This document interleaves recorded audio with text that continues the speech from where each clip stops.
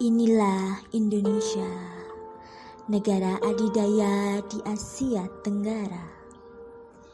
Indonesia adalah negara kepulauan terbesar di dunia, terdiri dari 17.508 pulau dan masih ada 6.000 pulau yang belum berpenghuni. Dengan 238 juta penduduk, Indonesia menjadi negara paling padat keempat di dunia. Setelah Cina, India, dan Amerika. Indonesia mempunyai penduduk muda terbesar di dunia dengan 1.605 juta penduduk di bawah usia 30 tahun.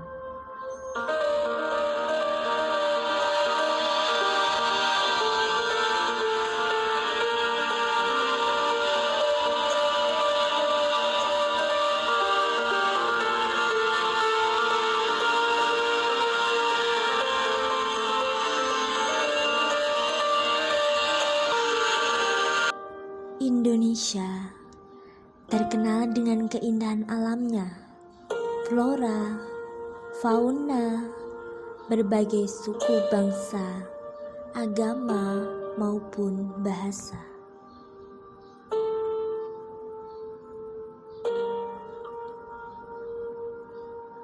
Mayoritas masyarakat Indonesia adalah pekerja, petani, nelayan, pedagang, dan buruh pabrik.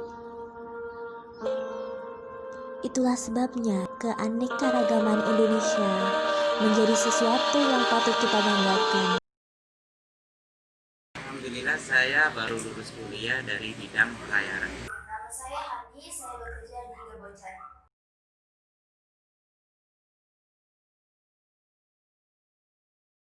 Hai, perkenalkan nama saya Rata Syekma Kamila. Saya mahasiswi semester 5. Menurut COVID-19 ya, karena COVID-19 itu tidak terlihat dan tidak berwujud, jadi saya nggak tahu. Ya, COVID-19 itu virus yang tak terlihat dan itu sangat membahayakan.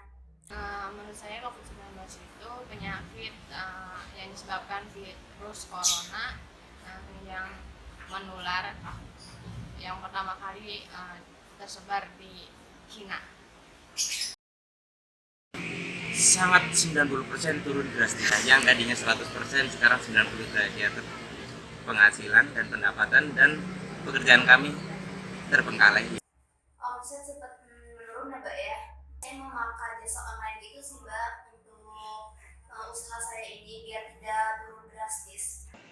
Ya, kebijakan di new normal sekarang ini terhadap usaha bisnis saya sangat mengalami dampak yang benar-benar di mana penjualan saya itu turun drastis. Karena dampak ini membuat saya harus lebih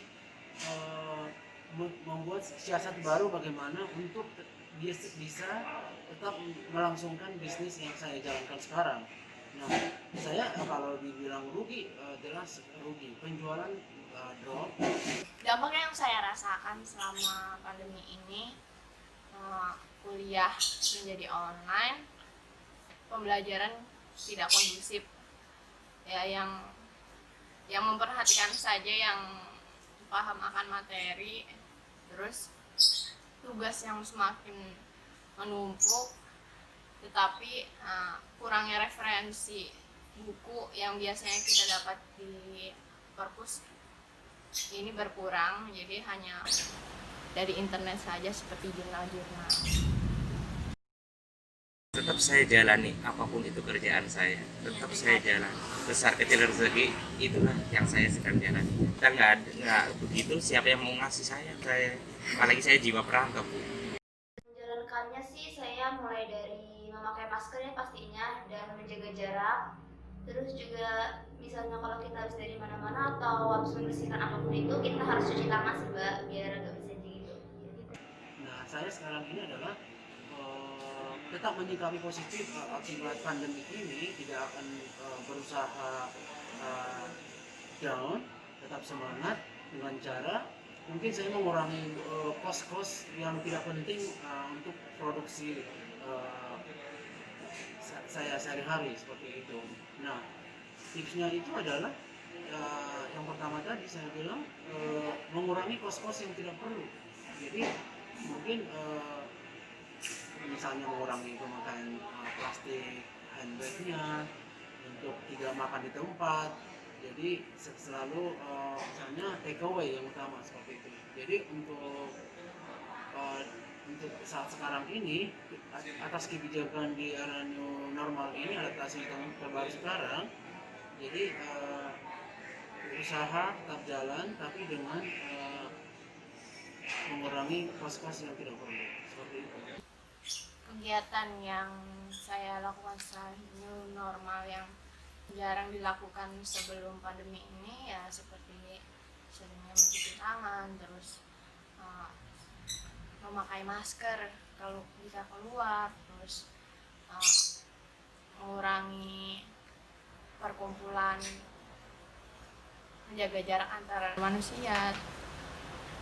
Udah sih itu aja. Sarannya ya kita harus tetap aja semangat hidup. Bagaimanapun caranya kita tetap bisa hidup dengan cara apapun harus kita semangat. Gitu aja. Tetap semangat yang pastinya buat kawan-kawan juga, dan jangan lupa mengikuti protokol kesehatan sih, udah gitu aja. Pokoknya tetap semangat. Ya jelas harapan saya dan juga mungkin harapan di luar orang sana juga, pandemi segera berlalu dan akan kita bisa beraktivitas normal kembali, dan usaha ataupun semua unit bisnis akan berjalan seperti biasa, dan kita mengharapkan situasi yang lebih bagus lagi ke depannya. Jadi tidak ada pandemi, usaha lancar, dan semua bisnis bergerak seperti biasa.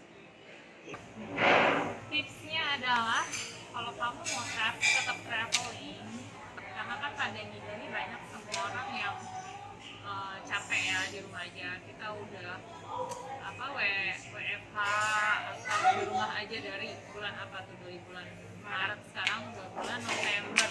Berapa bulan tuh kita nggak ngapa-ngapain, nggak bisa kemana-mana. Pasti semuanya kan pengen traveling dong.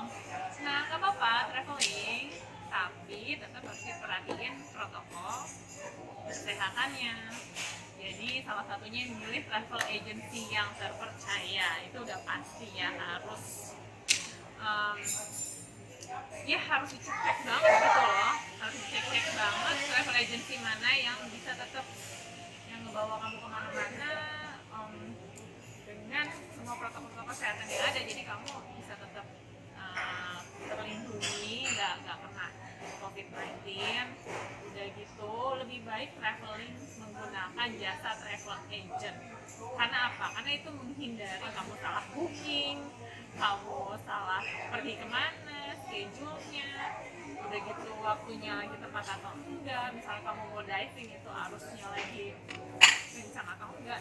Jadi rekomendasi saya kalau tetap mau traveling pada saat pandemi gini, gunakan travel agency yang terpercaya. Jadi sah-sah aja nggak apa-apa untuk traveling pada saat pandemi. Kantor, kalau traveling itu kan berarti kamu akan stay di tempat itu sekian lama dong, nggak mungkin sebentar.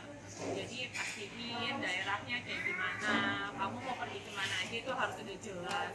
Nggak cuma mau pergi kemana aja, tapi juga waktu-waktunya itu lagi waktunya rame atau enggak, apakah itu kerumunan apa enggak. Kayak misalnya kamu mau traveling pas lagi kayak kemarin long weekend, itu kan semua orang ke puncak.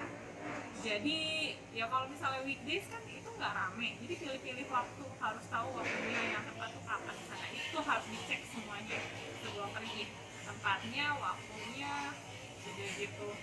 Kalau bisa masak di villa, masak aja di villa gitu. Jadi kan bawa alat makan sendiri, dan jangan lupa yang standar-standar lah, masker, hand sanitizer gitu. Saran untuk semuanya lebih memperhatikan protokol kesehatan, memakai masker, terus cuci tangan yang benar, terus kurangi ngumpul-ngumpul yang nggak jelas lah. Terus sekiranya butuh keluar, jaga jarak, Tetap semangat